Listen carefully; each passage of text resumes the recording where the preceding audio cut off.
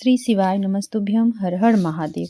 गुरुजी पंडित प्रदीप मिश्रा जी के द्वारा 17 फरवरी 2025 से तारा बाबा की कुटिया सिरसा हरियाणा में शिव महापुराण कथा शुरू हो गई है, जो कि ये कथा 7 दिवसीय शिव महापुराण कथा चलने वाली है, जो कि आप 17 फरवरी से 27 फरवरी तक आस्था चैनल यूट्यूब के माध्यम से 2 बजे से 5 बजे तक देखी जा सकती है।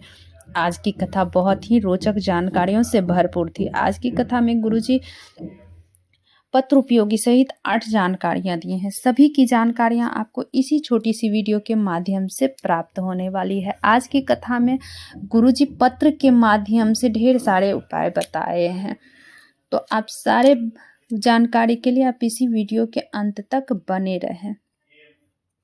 अगर आज की कथा किन्हीं कारणवश नहीं सुन पाए हैं तो पूरी कथा का रस तत्व आपको इस छोटी सी वीडियो के माध्यम से प्राप्त होने वाली है। आप मेरे चैनल पर नए हो तो सब्सक्राइब कर लो, बेल बटन प्रेस करना ना भूलना, ताकि मेरे ऐसे वीडियो की नोटिफिकेशन सबसे पहले आप तक पहुंच सके। तो बढ़ते हैं आज की कथा की पहली जानकारी की ओर। आज कथा शुरू होते ही गुरुजी बोले, असली संत छल से दूर रहता है, असली संत प्रपंच से दूर रहता है, लोभ से दूर रहता है।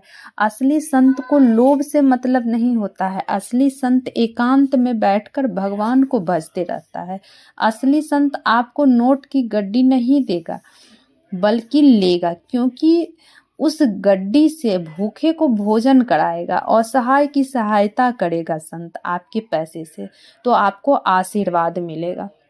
बढ़ते हैं आज की कथा की अगली जानकारी की। सोनिया जी पत्र लेकर आई, मेरे बेटे की तबीयत 2014 में खराब हुई, डॉक्टर से दिखाई, जांच कराई तो पता चला उसे ब्लड कैंसर है। बहुत इलाज कराया, डॉक्टर बोला बच्चा कब है कब नहीं है कोई पता नहीं। 2021 से कथा सुनना प्रारंभ की, लगा मेरा बेटा को महादेव बचा लेंगे। हम लोग रुद्राक्ष महोत्सव में पहुंच गए।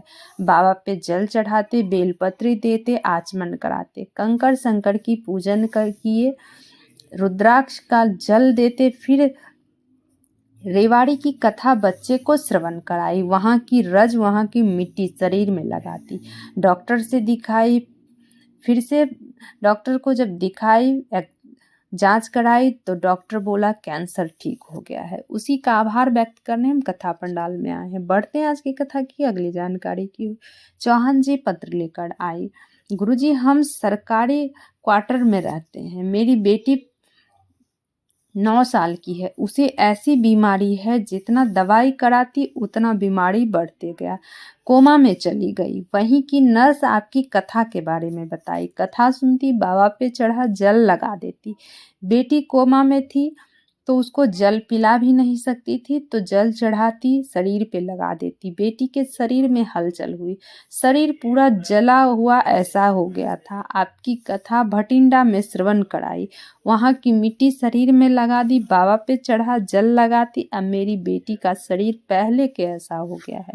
उसी का आभार व्यक्त करने हम कथा पंडाल में आए। बढ़ते हैं आज की कथा की अगली जानकारी की ओर।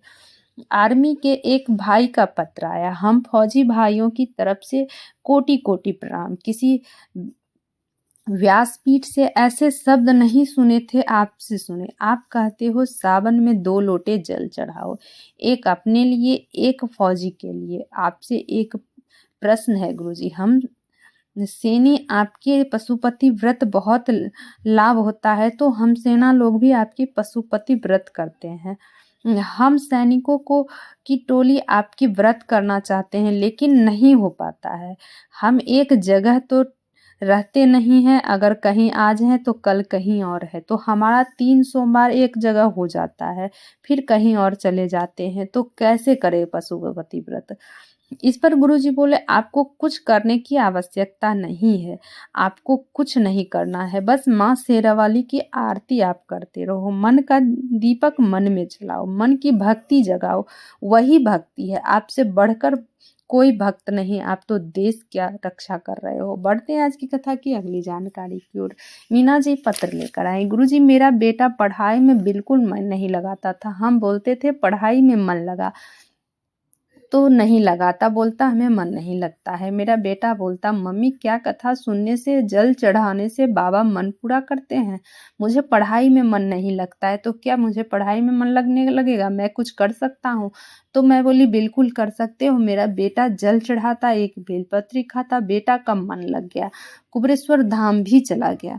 दोनों कंकड़ संकड़ की पूजन किए, 7 दिन की कथा श्रवण किए, बाबा की सेवा करते, साफ सफाई करते। बाबा ने ऐसी कृपा की कि कुबेरेश्वर धाम से जब वापस आए तो 3 महीने पूर्ण होते होते बाबा ने मेरे बेटे को बिजली विभाग में नौकरी लगा दी है। उसी का आभार व्यक्त करने हम कथा पंडाल में आए। बढ़ते हैं आज की कथा की अगली जानकारी की ओर। शकुंतला जी पत्र लेकर आए। गुरुजी तुम्हारा लाख शुक्राना, मेरा बेटा पेपर देख देकर हार गया था, आखिरी में छोड़ दिया। फिर मैं अपने बेटे को मेरठ की कथा में लेके गई, 1 दिन की कथा सुनी, बाबा से विनय की, बाबा की कृपा से मेरे बेटे की नौकरी लग गई। उसी का आभार व्यक्त करने हम कथा पंडाल में आए हैं। श्री शिवाय नमस्तुभ्यम। बाबा की क्या गुणगान करूं, 6 साल से प्रयास कर रहा था, सिलेक्शन नहीं हुआ। मेरी माँ बाबा को बहुत मानती है, पशुपति व्रत की सिलेक्शन नहीं हुआ। मैं बोली कुछ गलती हो गया होगा, इसी कारण नहीं हो रहा है। फिर पशुपति व्रत की, बाबा की कृपा से बाबा ने नौकरी दे दिए हैं। उसी का आभार व्यक्त करने आए हैं। गुरुजी प्रदीप मिश्रा जी बोले, गुरुजी पंडित प्रदीप मिश्रा जी बोले, सारे व्रत का उद्यापन होता है। उसी तरह सावन में आप जो प्रतिदिन शिवलिंग पर 1 लोटा जल चढ़ाते हो, तो उसका उद्यापन सावन में 2 कलश से जल बाबा पे चढ़ा के किया जाता है। 2 कलश जल एक बार चढ़ा के उसका उद्यापन होता है। बढ़ते हैं आज की कथा की अगली जानकारी की ओर। आज की जो विशेष जानकारी है, विशेष उपाय है, आप इस उपाय को किसी भी दिन कर सकते हो। करना क्या, आपको एक बेलपत्री, बीच वाली डंडी जो बीच वाली पत्ती है उस पर लाल चंदन लगा देना है। अब दोनों पत्ती पर पीला चंदन लगाना है। ध्यान रहे, बीच वाली पत्ती जो है बेलपत्री की, उस पत्ती पर लाल चंदन लगाना है। दोनों बगल वाली जो पत्ती रहती है उस पे पीला चंदन लगा देना है, और बीच वाली पत्ती पर सफेद पुष्प रखकर, ध्यान रहे, बीच वाली पत्ती पर सफेद पुष्प रखकर माता अशोक सुंदरी वाली जगह पर समर्पित कर दें। आपकी मन की कामना करते हुए ये उपाय आपको प्रतिदिन नहीं करना है। 6 महीने में, 8 महीने में, 3 महीने में बाबा अगर आपकी नहीं सुन रहे हैं तो आप इस उपाय को कर सकते हैं। 5 महीने में, 3 महीने में, 6 महीने में, 8 महीने में एक बार आप इस उपाय को कर लें तो बाबा जरूर सुनेंगे और आपकी कामना जरूर पूर्ण होगी। श्री शिवाय नमस्तुभ्यम। हर हर महादेव।